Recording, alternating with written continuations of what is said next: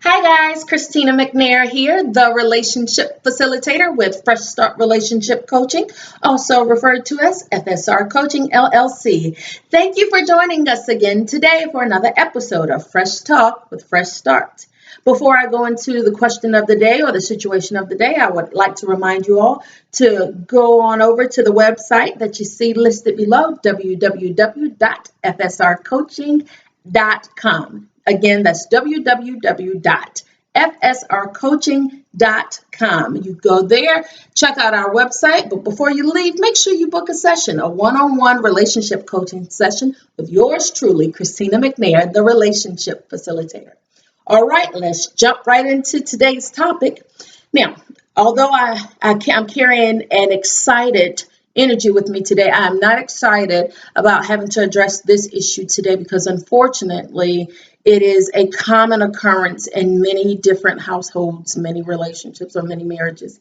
And it's just not it's not my preference to hear about or to have to address in regard to marriages because I want to hear of marriages being happy and whole for the most part, but have a few issues that they may need a little assistance working through. But when I hear this type of scenario, then I know that it's more than just superficial issues. There is something wrong at the foundation. Nevertheless, it was submitted to me, so I'm going to address it.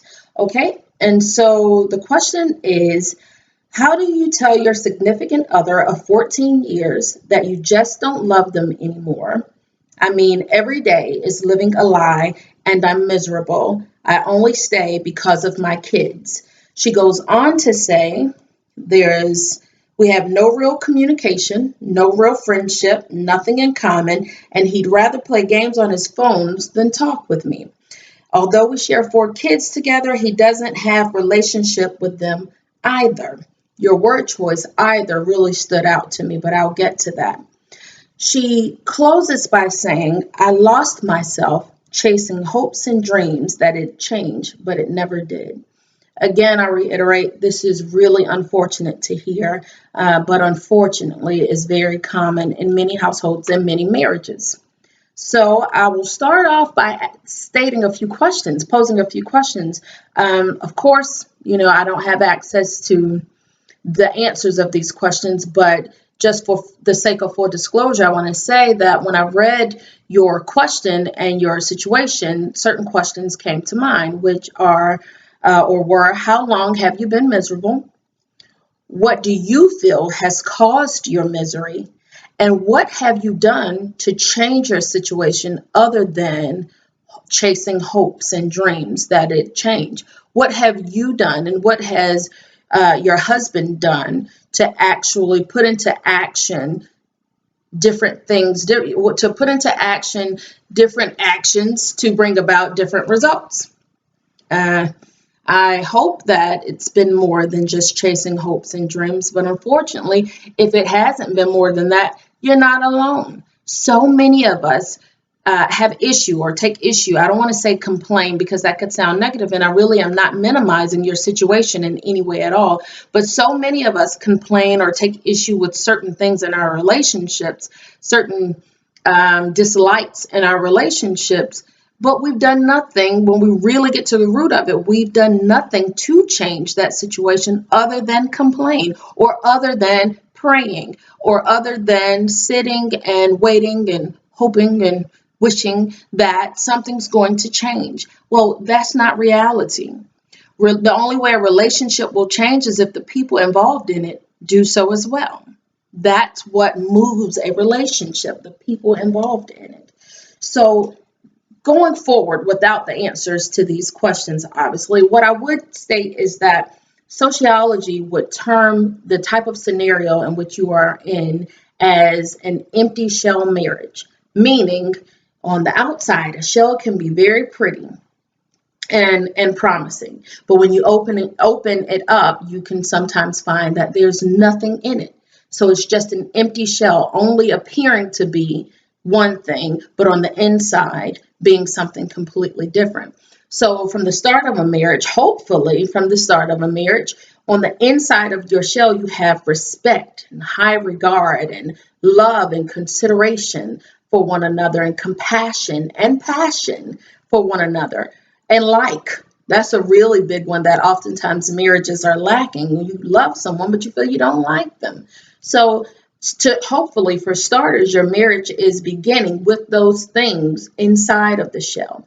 And unfortunately, for so many marriages, as time goes on, slowly but surely, these things begin to seep out of the shell until eventually the shell is completely empty. And now you two are just existing. You're existing as a marriage in name only, on the outside only. You live in the same household, but you're living completely separate lives. You're existing completely individually and never collectively as a unit. Does that make sense? I hope that makes sense. And oftentimes we find ourselves in these situations if we think that it is more convenient to remain in the marriage for non-emotional reasons, such as financial or legal or for healthcare benefits, etc. And the other, probably the biggest reason we can sometimes find ourselves in this situation in an empty shell marriage is because we remain, as you stated, for the sake of the kids. Because we are more concerned and consumed with the emotional well-being and the mental and social well-being of our kids rather than ourselves. And while that is noble, it's also unhealthy, because before you can take care of anyone else, i.e. your 4 kids or the 4 kids that you and he share, you must take care of yourself. If you are not healthy and whole, or in a healthy and whole place mentally and emotionally, then it's going to be difficult for you to give from these vats, these emotional vats that you've now emptied. They've been emptied. You don't have anything in these vats or these storage containers anymore to give to your kids. And so you fake it until you make it, but sometimes it feels like you don't make it. You actually fake it until you break it. You break down. So you've got to make sure that you are taking care of you before you can adequately take care of anyone else. That should make sense. That makes sense, I'm sure. So I'll go on to say, as for how you tell your significant other, you simply tell him the way you just told me. Now, I would suggest that you don't tell him. Use wisdom. Employ wisdom when you decide to have this conversation. I would suggest that you do not attempt to tell him this, that you are completely done after 14 years. You're over it. You feel absolutely nothing, and you want to move on without him. I would suggest that you do not attempt to tell him this when the atmosphere is tense or you all are upset with one another, because that could possibly take a negative turn and either become verbally, or worst case scenario, physically aggressive and or abusive situation, and that's definitely not what you want. So employ wisdom before you have this conversation, but don't mince your words. Just as you've stated this sentiment to me, your husband deserves to hear it just the same. Because sometimes we can get caught up in making assumptions that our significant other is aware of exactly how we're feeling, and oftentimes we can be wrong. Men and women think completely differently. We cognitively process completely differently. Men tend to more compartmentalize their thoughts. So that's kind of why sometimes, they think that you are living in the past or you've not let go of something, because if you're having a disagreement, you can reach back here and pull something up here that happened 5 years ago, and you're now relating it to something he just did 5 minutes ago. And to him, that feels like you can't move on or you refuse to do so. And to you, it feels like I am continuing to see a pattern of the same maladaptive or poor behavior that you told me you were going to change years ago, yet it's the same thing X amount of years up the road and nothing has changed. So I would like for you to take into consideration that men and women cognitively process completely differently. And so oftentimes, actually, that has a lot to do with the breakdown in communication, which results in a breakdown in the relationship of a marriage.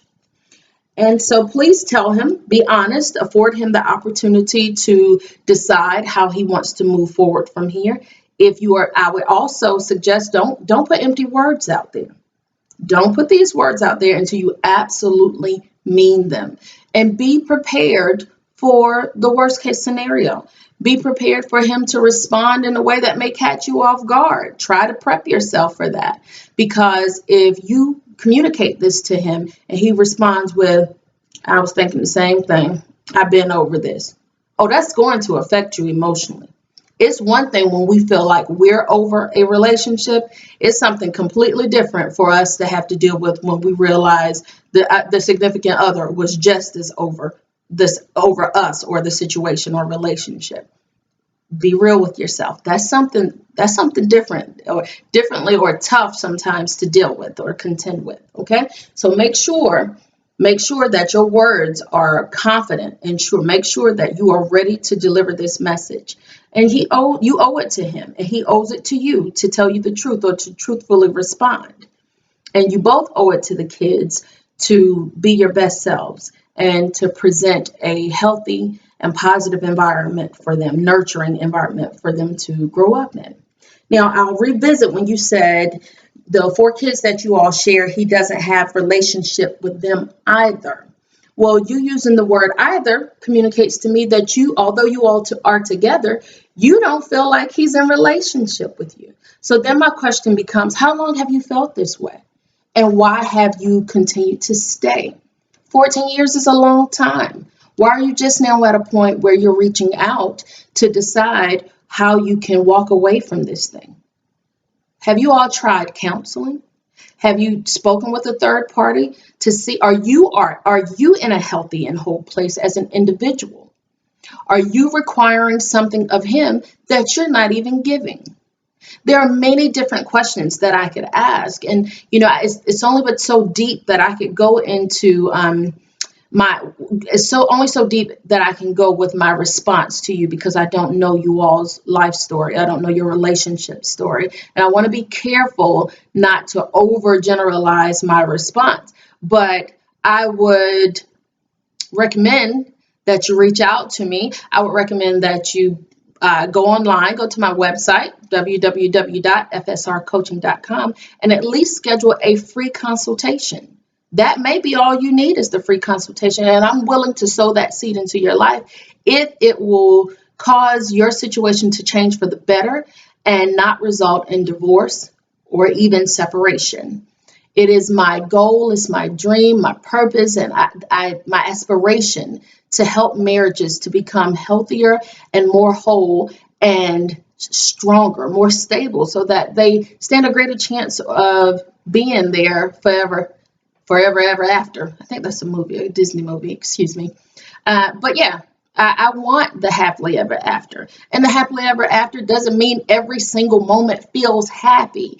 It means that even during those moments that don't feel happy, you are equipped with the tools, the necessary tools to make it through those times, those valley moments, until you rise back up to a mountaintop. Because for every valley, there's a mountain on the other side of it. Yes, you may have come down off the mountaintop and gone into the valley, but if you go down, you are more than destined to go back up. But you have to do the work. Sometimes we lose sight that we have to work. Relationships don't work. People in relationships do. So your relationship will only work as much as you and the other person involved in it. Okay? Listen, please reach out to me. And if you don't have the money to pay for a session, like I said, at least sign up for the free consultation. I would really love to be an outlet for you, an ear for you, and help assist you to restore and rebuild your life one relationship at a time, okay? All right, I wish you well. Listen, for those of you all who just happen to be the bystanders of this response to this question, please keep this sister lifted up. Please keep her in your thoughts and your prayers. If you pray, I will do the same. And please visit www.fsrcoaching.com and book your session today. Like I stated, you also can start off by booking a free consultation. Once again, I am Christina McNair, the Relationship Facilitator with Fresh Start Relationship Coaching, and you've been watching Fresh Talk with Fresh Start. Join us again, okay? Thanks. Bye.